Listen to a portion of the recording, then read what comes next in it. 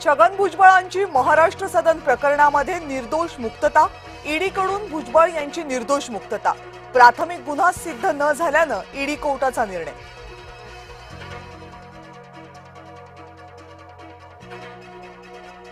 छगन भुजबळांची महाराष्ट्र सदन प्रकरणात निर्दोष मुक्तता।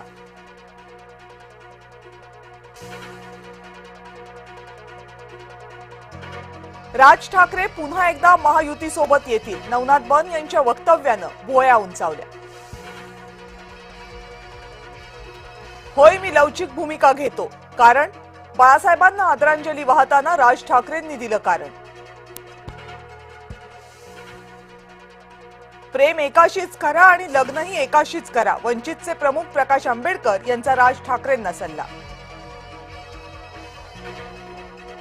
बदलापूरमध्ये शिवसेना भाजपमधले वाद विकोपाला, शिवसेना नगरसेवकाला भाजपच्या पदाधिकाऱ्यानं बडवलं, मारहाणीची घटना सीसीटीव्हीत कैद। विदेशी पॅकेजिंग आणि दाओसचं फिक्सिंग, अंबादास दानवेंनी ट्विट करत फडणवीसांवर केली टीका। दाओस दौऱ्याच्या बदनामी मागे टूलकिट, मुख्यमंत्री देवेंद्र फडणवीस यांचा दावा। एकनाथ शिंदेंसोबत जाणाऱ्या राज यांच्यासोबत उद्धव ठाकरे एकाच व्यासपीठावर, बाळासाहेबांच्या जन्मशताब्दीच्या सोहळ्यात ठाकरे शेजारी शेजारी।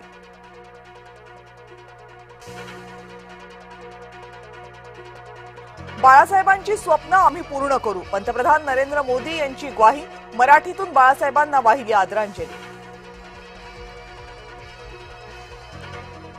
दवाखान्यानंतर आता आरोग्य आपल्या दारी, बाळासाहेब ठाकरेंच्या नावानं शिवसेनेची नवी योजना, उपमुख्यमंत्री एकनाथ शिंदे यांची घोषणा। न्यायालयानं फटकारल्यावर गोगावले सापडला, महाड मारहाण प्रकरणामध्ये विकास गोगावले पोलिसांना शरण।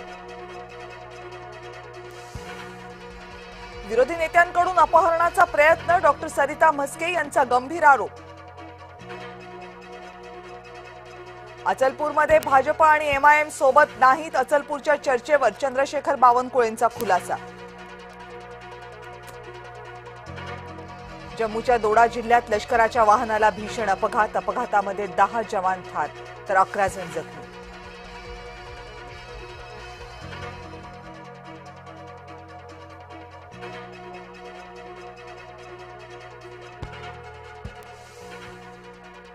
पंढरपूरमध्ये सागर संगीत, विठ्ठल रुक्मिणीचा शाही विवाह सोहळा, मंदिराचा गाभारा सुंदर फुलांनी सजला।